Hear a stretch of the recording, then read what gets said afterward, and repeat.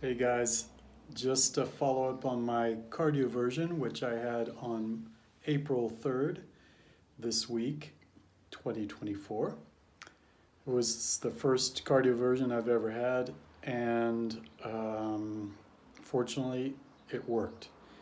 So you'll see that my pulse is back to normal, and I'm back to sinus rhythm, which was the objective. So we're really pleased about that.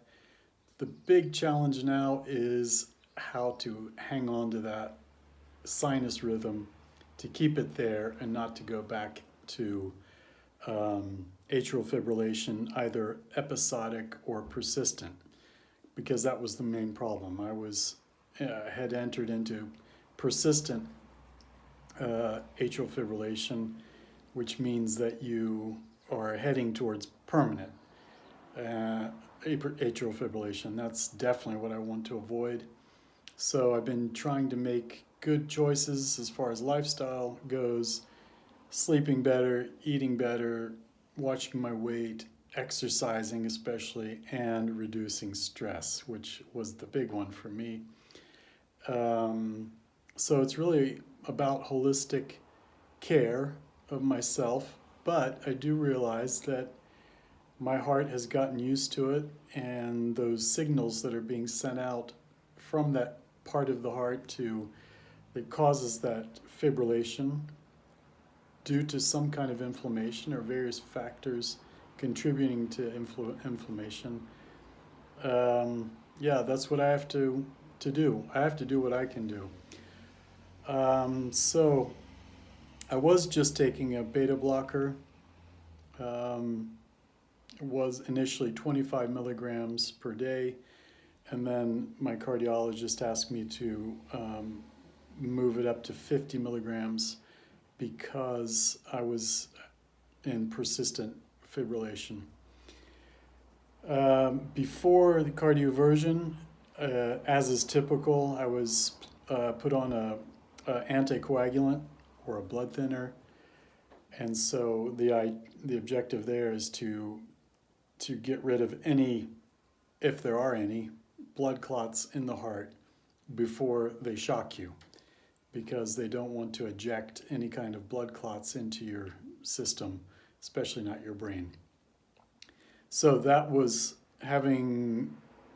they verified that with when they do when they pass a tube down your throat and look at your heart to make sure that there's nothing there that could be dangerous before they do the shocks. So in my case, they did 2 shocks, if I understood correctly, at 200 joules.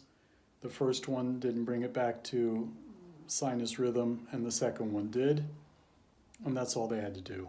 So of course I was in la la land. I was completely out, didn't feel anything. The only pain that I had afterwards was some discomfort in my throat where they passed the tube to go down and check my heart. So that was not anything. The only negative thing was that I came out of the hospital with either a bug or the result of medicine that gave me some digestive problems, but I'm getting over that quickly. It's already Friday, so 2 days ago, and I'm doing better. But I'm really thankful for the team at Fribourg Cantonal Hospital. It's really amazing what modern medicine can do. Imagine that, giving you a shock and bringing you back to sinus rhythm. And so the objective now is to try to avoid having an ablation, which I'll talk about probably in another video, but that's really not a big deal, and it's often seen as a first-line procedure for people in certain circumstances. So I'm going to do my part to avoid a surgery because it is more invasive than the cardioversion. But the main thing is to try to keep that sinus rhythm and to be healthy. Just another thing that they asked me to take another medication was it's Cordarone, which is focuses on the rhythm of the heart. It tries to keep the rhythm of the heart regular, and so that's a complement to the beta blocker, which focuses more on the number of beats per minute, if I understood correctly. But I think that's more or less what the idea is. And the anticoagulant, I won't have to take forever. It's just precautionary after the cardioversion. So I hope this is helpful to those of you who might be considering the cardioversion. Every individual is different. Everybody has a different profile. Age is important.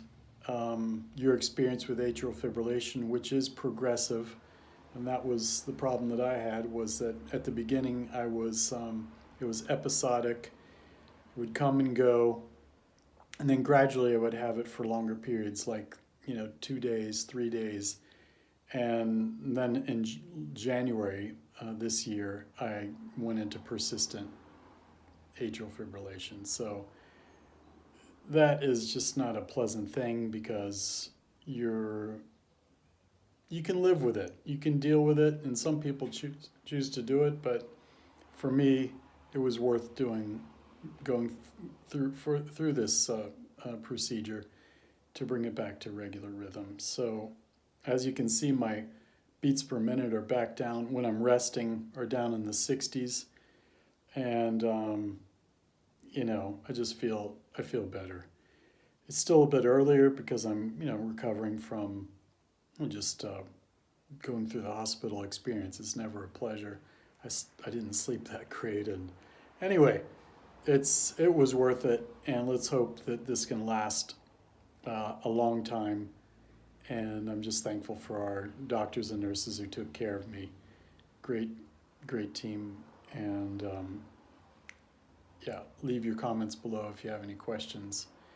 Fortunately, there's some really good resources online, and I'll post some of the ones that I found particularly helpful if you want to know how the procedure goes, more or less from A to Z, because internationally I think it's more or less the same. So here I live in Switzerland near Fribourg, and they followed more or less the same procedure as far as I can tell. So I hope all the best for you. Take care of yourselves, and we'll see you next time. Bye.